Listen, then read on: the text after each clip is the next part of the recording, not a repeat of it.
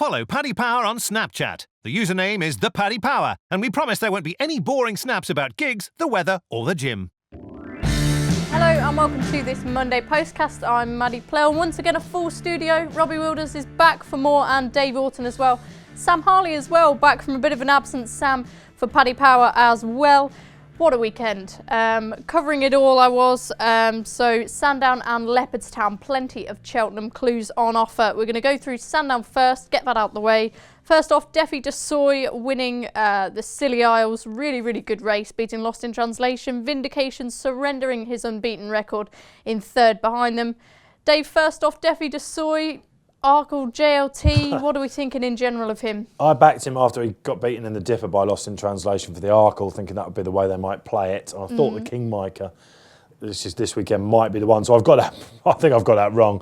I wouldn't totally rule out them going to the Arkle, but after Larichberger, we'll get to, came out and won with the top RPR there. It's hard to see Garrity telling them to do anything but go for the JLT. He should take a bit of beating there as well on that form. I mean, in the Dipper, on New Year's Day, slightly similar-ish sort of ground, wasn't it? Quite tacky. He went clear, then didn't quite get up the hill. They will hold him and hold him and hold him this time. And he has got to be, hasn't he, as Triumph Hurdle, winners go, one of the best in recent memory. To come out and do this over fences. When was the last Triumph winner to do that? I don't want to say anything, but obviously Jade was beaten in it. She's got to be one of the best horses to be. And footpad as well. Yeah, and footpad as well.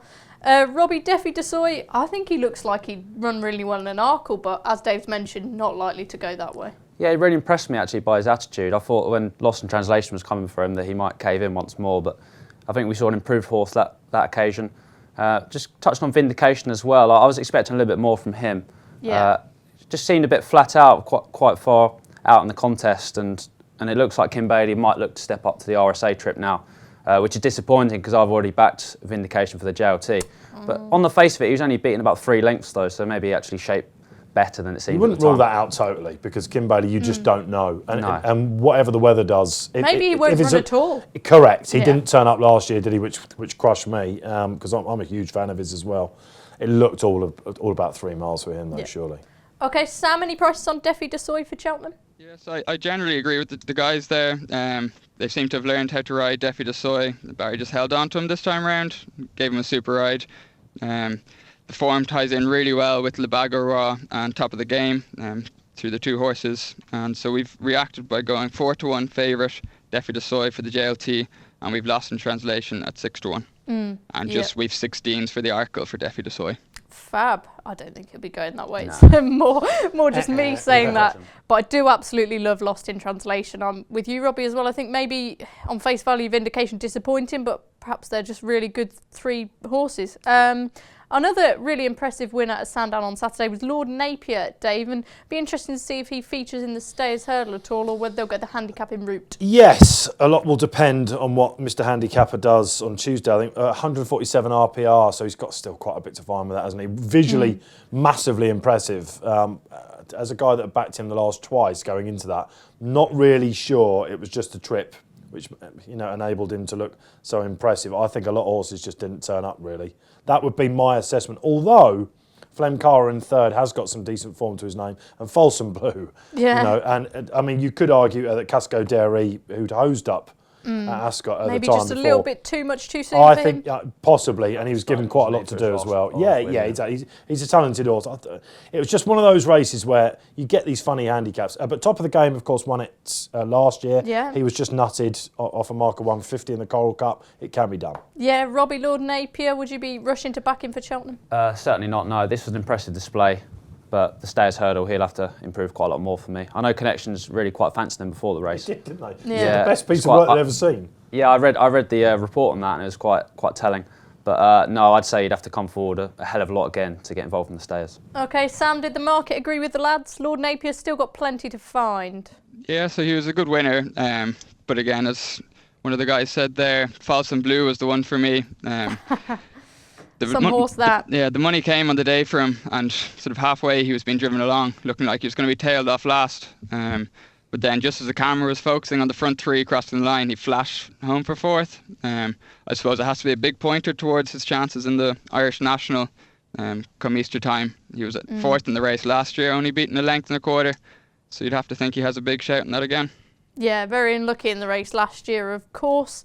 Now, Leopardstown, the Dublin Racing Festival, 2 days of top quality action. Yesterday, the ground sort of put paid to a lot of horses that would have run, so that was a shame. But where do we start? Why don't we start with Commander of Fleet, now favourite for the Albert Bartlett, I believe, Sam? Yeah, so we have him at 7-1 at the top of the market, joint favourite with Birchdale. He won by half a length. I thought he was a good winner. The run of the second horse was quite eye-catching to me. Rhinestone. He had a disappointing run at Navan recently. Went beaten in a Grade 2 there. I suppose it depends what sort of a mark he'll get where they go. But at the moment we have him 12-1 for the Albert Bartlett and 20-1 for the Martin Pipe. Okay, I'd quite fancy him if he maybe went back to the Ballymore trip. He's a good bump horse, got a lot of speed, Dave. But Commander of Fleet, he was good. Relegate caught the eye though, didn't she? If she could jump. Yeah, what do we do with her? Last year's champion bubble winner. Interesting race. I think as staying novice hurdles go, probably as good as we've seen. Probably we've rated them in the mid 140s. Commander of Fleet was supposed to be the big white hope of, for the Elliott team. He didn't really turn up in the Royal Bond, did he? It's probably always been about trip for him. That Goff's Land Rover bumper, he looks so impressive. Hasn't really worked out form-wise. Rhinestone looked like a horse that really wanted 3 mile to me. Do you think? He came off the bridle a little while. The third, Gallant John Joe, would hold down the form a little bit. He was like maybe a 130 horse. He's jumped up all of a sudden, nearly a stone in form. Did we see the Albert Bartlett winner there? I'm not sure. I have to say though, the Albert Bartlett over the last couple of years for me has become a nightmare race. I just can't call it at all. Yeah, very hard for horses to win it, Robbie. You back Commander of Fleet, you were giving pushing him home in the office. I was riding out the finish, absolutely. Got a touch of a stroke of luck when Battle Over Doyen was not confirmed for the race. That caught a lot of people by surprise, me included. I thought the step up and trip was very interesting. I don't think he ran that badly in the Royal Bond. He was beaten 8 lengths by Quick Grabham. The trip was way too short. He's obviously a stayer. The Albert Bartlett, I think his price sounds completely fair there. Just touching on Relegate as well, that stayed on from a mile back. She was flat out throughout. She looks like a tailor-made for that race. Yeah, she certainly does. There's so many horses we could mention. Let's go to Apple's Jade next. I mean, funny story that Eddie O'Leary said, we won't run her in the Champion unless you can run a gelding in the mares. And the next day, of course, Michael comes out and says that's the way they're going to be aiming her. Gordon Elliott as well. Fantastic performance, Dave, first off. Horse of the year so far over jumps. I think we've got to go down that route. However, now that we are looking at the Champion Hurdle, you've got to start picking holes in a 7-4 2-1 shot, haven't you? If you can. And there are holes to be picked. There are. She got beaten at last year's festival. Yes, she was in season, but that is, again, with the mare, you never quite know. Who knows yet? The £7 allowance would make things very interesting with Bouvardere, who, of course, ran on Saturday as well. Yep. Came through. I thought that was a near 9 out of 10 for Bouvardere on Saturday. Don't forget, he started 1 to 5, 1 to 6 in the race at the previous 2 years, still come good at Cheltenham. He was better this year, despite the fact that he didn't have a lead. If Lorena goes for the Champion Hurdle as well, which is the big if now, musical chairs we could have there, then will they set it up for Bouvardere? They're going to take each other on. Apple's Jade's got one way of running over 2 miles, that's from the front. You could argue that she's beaten Super Sunday twice this season by the same amount. Super Sunday, who is caught in between Won a distances. Grade 1 over 2 miles. The first run where they met, wasn't it? It was at Fairy House in the Hatton's Grace, and Super Sunday always comes on from his first run. So They did meet at Christmas last year over 3 miles, and she nutted him then as well. But look, she hasn't taken on anything of Bouvardere's calibre. That's what I'm trying to say. Right. And for me, she's a little bit too short now.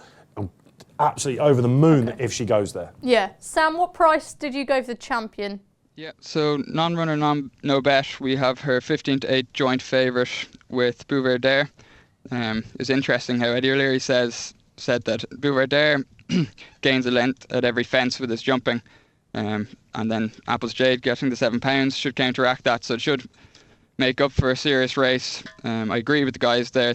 There could be a few last-minute decisions for those few mares there, because the mares race will end up becoming very open race and very winnable for one of them. So, and especially with Benny DeJoe yet to run, I suppose Lorena or Apple's Jade, I'd say one or the other will go for the mares. Yeah, Okay, Robbie, quick thoughts on Apple's Jade? Yeah, I just think she's a completely different horse this season. Yeah. I mean, she's won 3 Grade 1s over 3 different trips by a combined total of 62 lengths. That's absolutely phenomenal.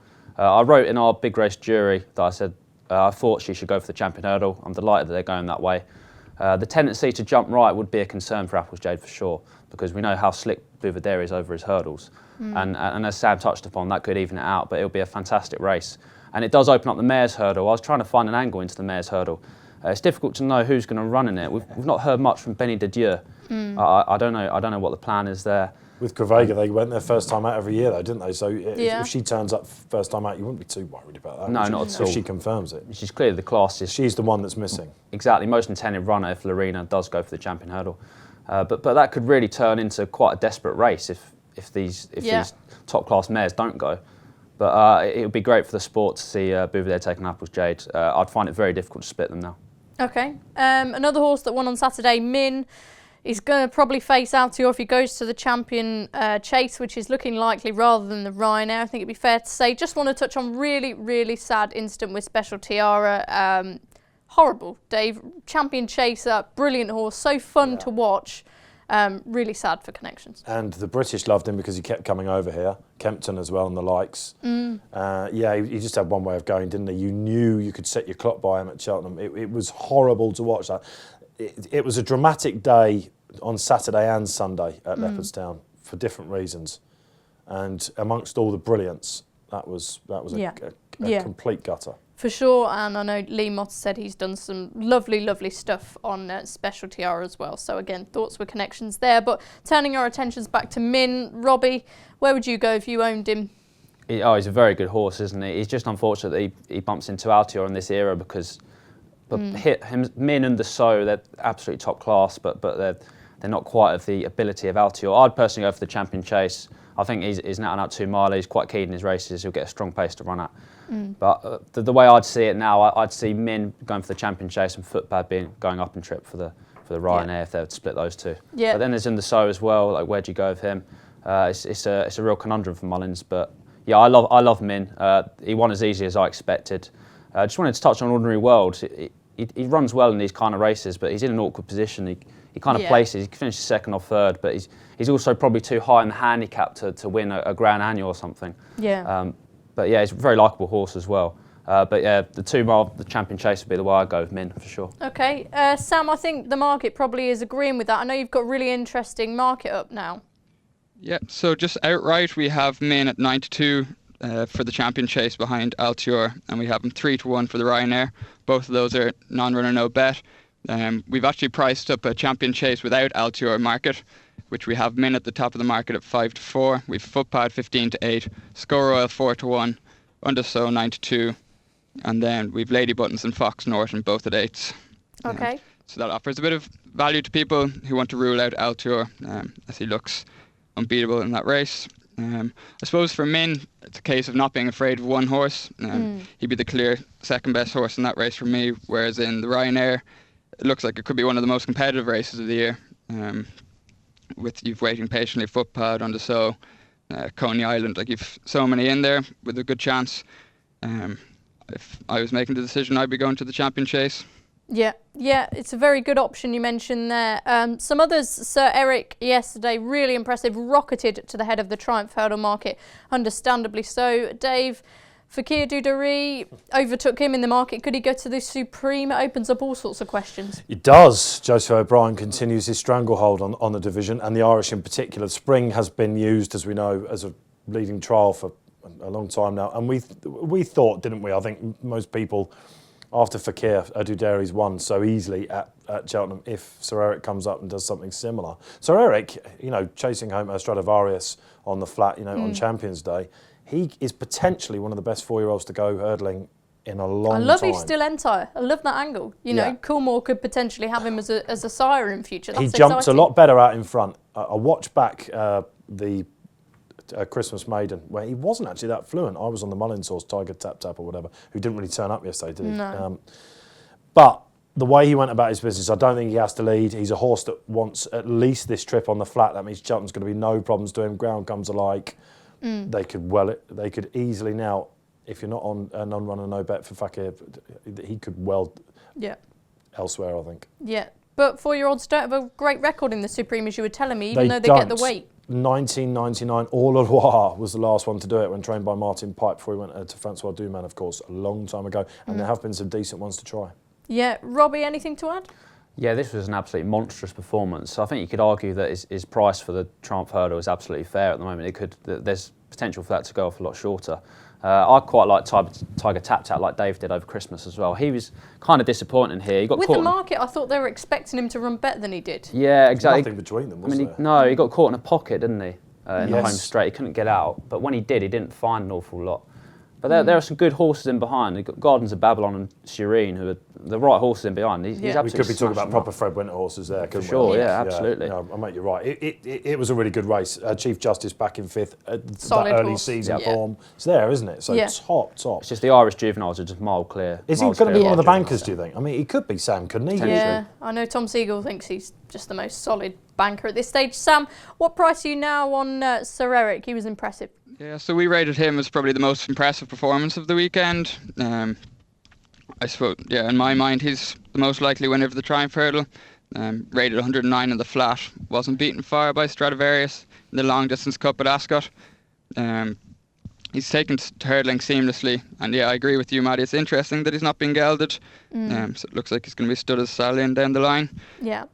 So we cut him from 5s into 9-4, market leader for the Triumph. And we have Fakir Dudares at 11-2.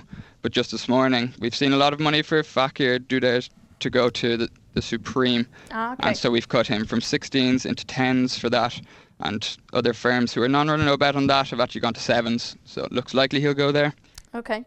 Moving on then quickly, because we still have so much to mention. It's unbelievable. Classical Dream and Aramon produced a thrilling finish. Dave, neither of them strike me as supreme horses. I'd actually think I prefer to be on Aramon, surprisingly. I thought he showed a really good turn of foot and I thought he had the race won, but then Classical Dream just battled back. Ruby Walsh says there's nothing between them. The jockey bookings were fascinating for that race because Aramon arrived off the back of that Grade 1, which put him about £20 clear. Yeah. It was a strange race. We used to call it the Deloitte, of course, which used to be one of the top trials for the Supreme. I'm with you. I didn't think I saw a winner there. Classical Dream, as much as I like him, and Ruby Walsh again showed that he's not going anywhere for a while, is he? What an absolutely fantastic ride. Paul Patanen did absolutely everything right, and Araman, the money came from them. There was nothing between them. Vision Donner, that's dented him slightly. Longer term prospect. I wonder whether he wants a bit further in time. As a race, I thought it was one of the weaker additions. Robbie, quickly? I actually kind of disagree. I was really impressed with Classical Dream. It's only his second run for Willie Mullins. He showed a fantastic attitude. It looked like he was going to be swallowed up by Aramon. I could see this feasibly being Mullins' supreme horse. There must be a lot more to come. It's a fantastic ride from Ruby, as Dave touched upon. But I think this horse might be underestimated in the market. I think he's about 8-1 at the moment for the Supreme. Just clarify that, Sam. Yeah, so we have Classical Dream at 8-1 and we've Aramon 12-1. It was a brilliant finish to the race and Ruby at his very best. Initially I thought it looked a poor enough race, but looking back at it, it was actually 4 seconds quicker than the juvenile race. I suppose if the ground's soft at Cheltenham, I think that'll give Classical Dream a stronger chance. Point, yeah. But at the moment, I'd be siding with Al Dancer or Angel's Breath of the English Brigade. Yeah, we could see Angel's Breath this week, of course, more of that later. Laricheberg, Arkle, Envoy, Allen, Champion Bumper, Le Bagawa, unlikely to go to Cheltenham. Just, Dave, we've got to move on, but your pick of perhaps those? Laricheberg probably, 160 we gave him.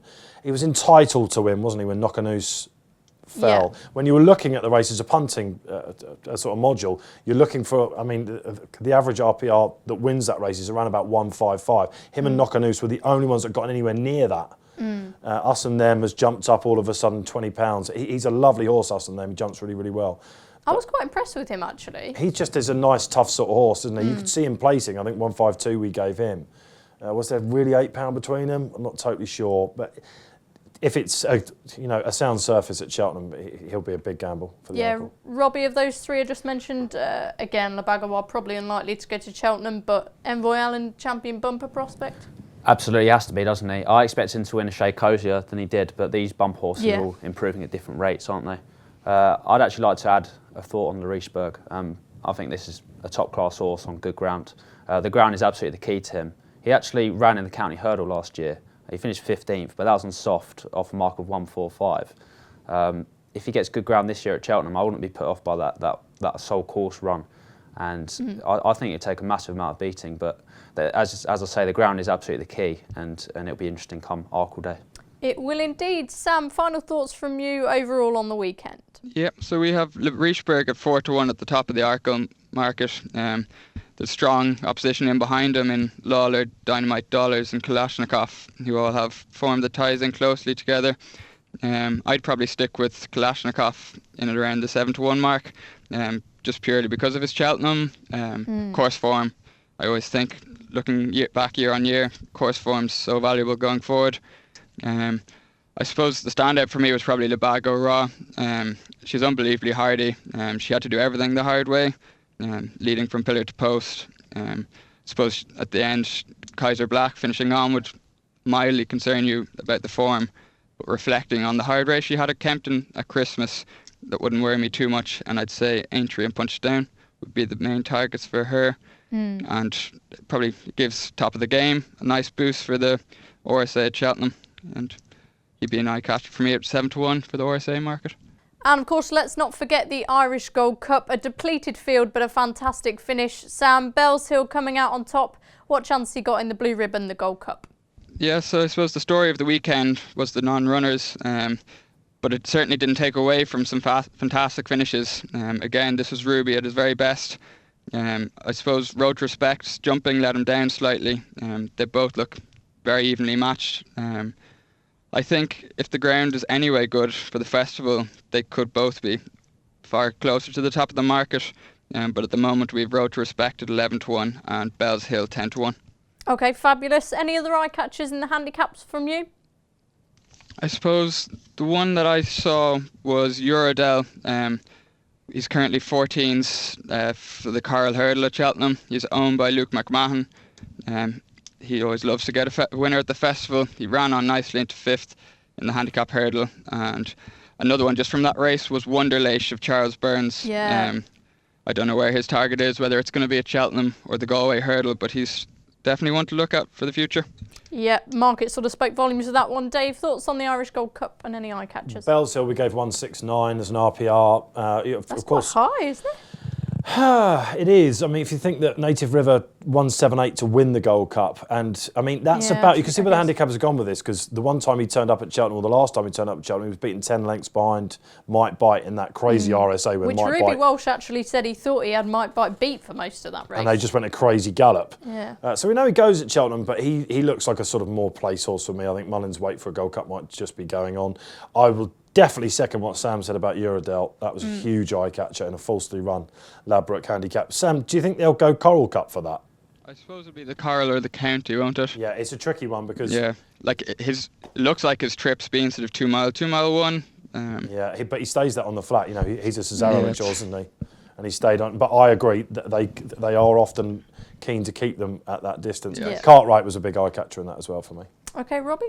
It was disappointing how much the field cut up for the Irish Gold Cup. Wasn't it? Yeah. Only 4 runners. We've seldom seen that. A fantastic battle though. As an anti-post sort of punter, you're kind of rubbing your hands when non-runners come through, but it does impact the spectacle. I actually really like both of these horses. I think these two, depending on the ground conditions, they could be the two to give presenting Percy the most to think about. I've loved Road to Respect for a long time. He didn't jump well enough though, did he? Was that ground? Maybe. It wasn't that great at Christmas either, was he? He was a bit scratchy then. I've got a feeling it's the ground with him. I know that he has one at Cheltenham at a festival, beating a very, very good horse. But Baronalco, didn't he? Yeah, he didn't run badly in the Gold Cup either last year, did he? On soft no, ground. He exactly, that's right. I just think it was just a little bit too quick for him. I think he's done well to finish where he is, but he is. We know about him. He is looking a bit sort of exposed in these races. Is he a Gold Cup isn't winner? he? I've just sort of fallen in love with him over the last couple of years. I wouldn't rule him out at all for that race, but Bellshill is coming forward very well now. He seems to prove that the theory that he can't go left-handed, that it's just not true anymore. He jumped fantastically. I really like both of these horses, and as I say, I think they're players at Cheltenham. Yeah, wonderful to see them both putting their heads down and fighting right to the line. We'll take a quick break now and be back just after this. Success ain't earned, it's bought. That's why at Paddy Power, we paid the big bucks for the best tech nerds in the world to develop our new, fastest ever app. Download the new app from the App Store or Play Store now. 18 plus, begambleaware.org.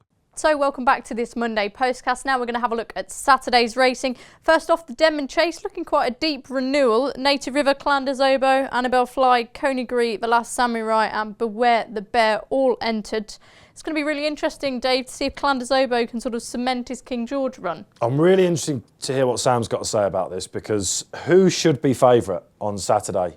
You've got Native River, it's his race, isn't it? It's his warm-up race. All season we've known, they had a little go at that bonus. But, the Betfair, round Haydock, that's not really his trap. Kenton definitely isn't not his bag. Yeah. And yet he's won a couple of sprint races in this race leading up to the Gold Cup. He's not slow. Well, he's not slow. Maybe he is slower this year, but... He's just... But Clanders Oboe, if it's going to be a small field and a tactical affair, he was so impressive as a novice chaser there a couple of years ago. That's when I thought he might be the real deal. I must admit, I jumped off his bandwagon. Do I think he's a bit flattered by the King George? Maybe, if I'm being honest, potentially. I think Native River, if he's not favourite, Sam, tell me he's not going to be favourite, because I'll be betting him, I think. Go on then, Sam. Take it away. I suppose the ground's going to be a big factor. Obviously, Native River loves soft ground. I'd imagine we'll keep them reasonably neutral midweek. I suppose if you looked at the Gold Cup betting, we have Native River 5-1 and Clanders Oboe 9-1. So based off that, we'd have him an edge favourite here. I suppose, it's going to be a warm-up race for Cheltenham. I suppose Native River was beaten 13 lengths in Kempton. So as you say, Kempton's probably not his ideal track. I suppose if they both turn up, it'll be a great trial. I'd imagine it'll be run similar to the way the Bells Hill and Road to Respect race was run. It'll probably be a slow affair, so tactically it could be Clanders Oboe who just grabs it. You say that, but I mean, I've still got a bit of a soft spot for Coney. Everyone has. I'm sorry, he had excuses in the King George, didn't they say he slightly injured himself or he bled or something happened? And I think if he goes out and sets a real honest pace, that at least makes it a really good spectacle, hopefully. He is the hope for it, I suppose, isn't it? Yeah. One thing that we should say about the weather, it looks, finally, it looks like the heavens are actually going to open. Does it? Okay. Yeah. Right, Robbie, any strong thoughts? Yeah, it's currently soft at Newbury, isn't it? The Denman Chase trip is just shy of 3 miles, and I think Native River would probably need further than that, really, ideally. Another couple of furlongs would not hurt. I'd expect Clanders Oboe to absolutely uphold. It's because he won a Welsh National, isn't it? Is that why people think that he is He's such a good horse, like Gold Cup winner, I've just Welsh never quite National, taken to him. Trophy. I know he has an outstanding. Well, you won resume. Mike Bite last year then, was that what it was? No, not at all. But sometimes you just don't take to these horses, do you? Fair enough. But the horse we haven't touched upon yet, who has an entry, who may be interesting, is Annabelle Fly, who was 3rd in the Gold Cup last year. He loves soft ground. I always say in the office, I want to see more Irish horses come over to our races, and it's interesting as he missed his engagement in the Irish Gold Cup. I'd expect him to certainly mix it with Native River and Clanders Oboe. But as the ingredients of a good race, if all three turn up for sure. I like that, ingredients. Kalashnikov likely to turn up in the Kingmaker. That's been reopened, as has the Game Spirit. Could see Fox Norton, maybe Politolog, horses like that, but they've also got the Ascot Chase as an option, I suppose, some of them. So therefore we'll move straight on to the Betfair Hurdle. Really, really good handicap race. Often produces a top quality horse. You've got the likes of Owl Dancer, Getaway Trump. Did They Leave You Out 2? Thomas Darby, Monsieur Lecoq. Loads and loads of them in there with good chances. Soft ground, is that going to play into certain horses' hands, Dave, if it does end up attritional like last year? Yes, absolutely. And the market, I'm afraid to say, has that kind of factored in. Al Dancer, of course, who's been the big anti-post plunge. Tom Segal's put his eggs in that basket big time for the Supreme as well. So Tom's going to be sweating on that one. He has looked impressive, isn't he? And the form really has, stacking up really well. Getaway Trump is a really interesting horse because that Challo form looks red hot at the moment. And he was just touched off by Champ despite travelling better than him. I wrote in that race that he looked like he wanted a bit of trip. If you look at his pedigree, there's 2 mile 6 winners in it. When they said that they were coming back, I was a bit surprised by that. However, strong pace here. It's nickel, and the ground could be key. The ground could be key. Monsieur Lecoq, who was my idea of a bet in the race, I think, at the prices. He's being backed now. He'll love the ground. The Williams team have won this a couple of years ago. And Agrippa? Yes, Agrippa. And we just do not know how good he is yet. This is a rough diamond coming very good. So he'd be my idea of the winner at the moment. Yeah, novices often do really well in this, Robbie. A few have gone on to run well in the Supreme. My Tent or Yours won this race, of course, didn't he? Kalashnikov won it. He was second in the Supreme last year. Who's your eye on? He did. We do need to keep these novices on the side. They've won 7 of the last 9 runnings. I actually agree with Dave. I really like Getaway Trump. He obviously defeated Bruno Pastor. He was second in that Challow with Bruno Pastor in 4th, who I expected was going to win the Ballymore trial before tipping up. We'll never know exactly how far he might have won, but he was travelling so well. I really like him. There was a good horse with Tom Lacey's called Cateson as well in 3rd, who Lacey thinks an awful lot of. Yeah, he's a lovely horse. He is indeed. I don't know if I like his price at the moment though. Getaway Trump is about 5 to 1. That's probably short enough in a short, Move with the Times is a similar profile, didn't he? That just got touched. Ballyandy, yeah. I was on that. Yeah, and Ballyandy is in the race. We should say that as well. Lisp is quite interesting if it's going to be a bog. Yeah, he's away from the novices. Countista, she's got some pretty good form. Yeah, haven't seen her first time out.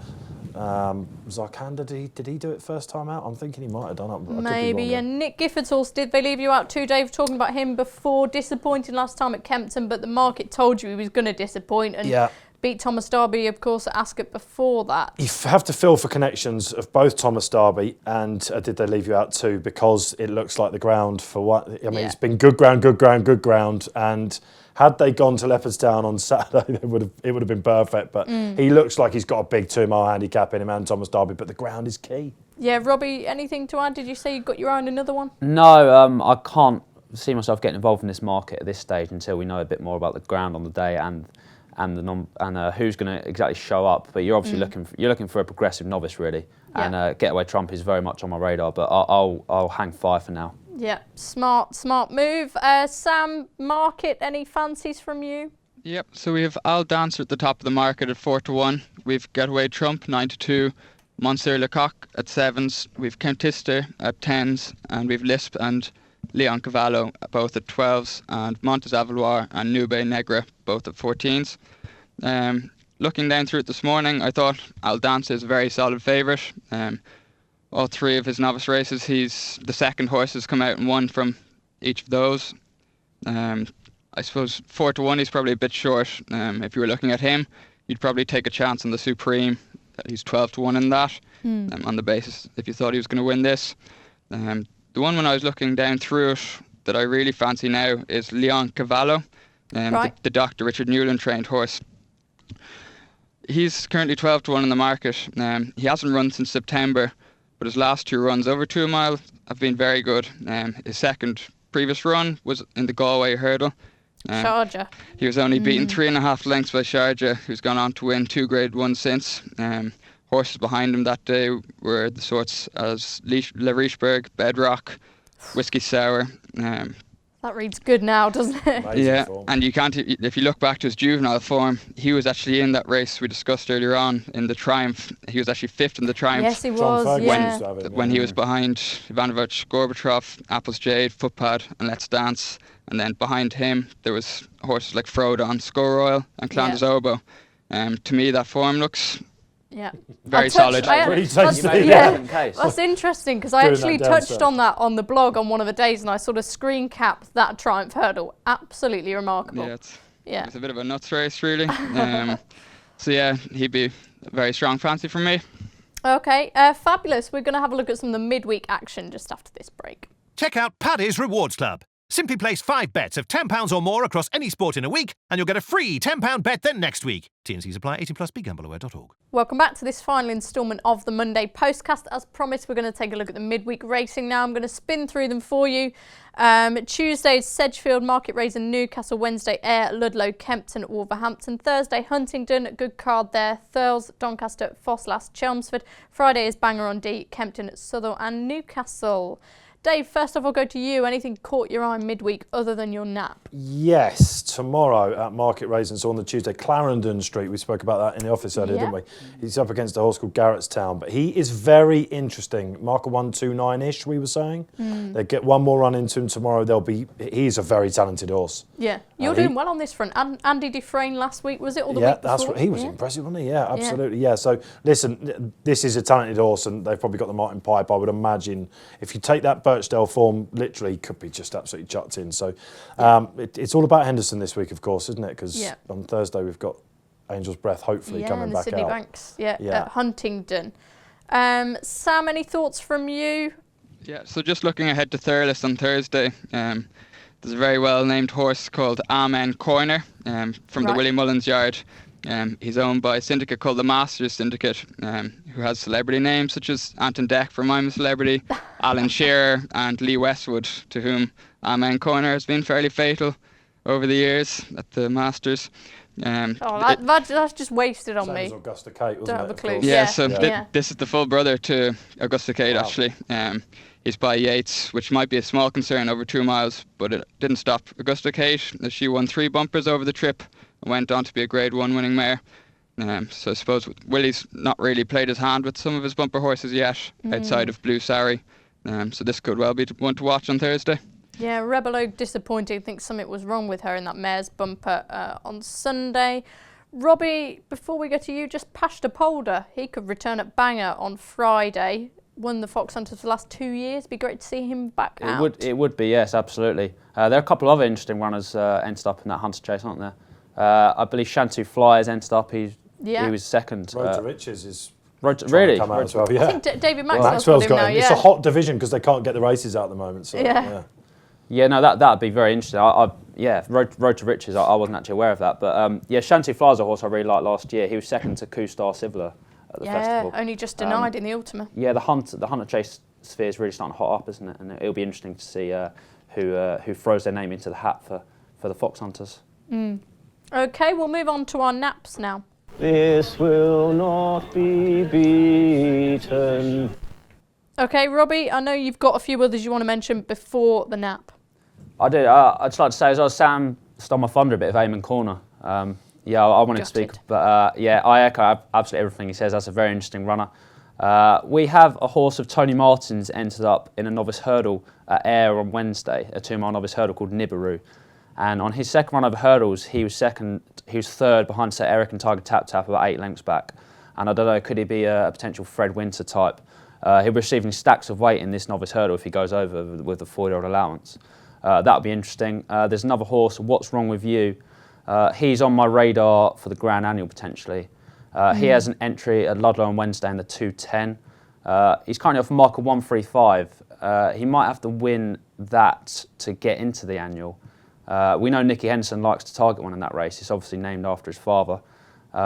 He's on my radar as well. And the final one, Dees Abba, is entered on Friday. Love that horse. Sorry, I didn't know he was running this week. He is, yeah. He's got a couple of entries. He's got one at Fosslas on Thursday, another on Friday at Bangor.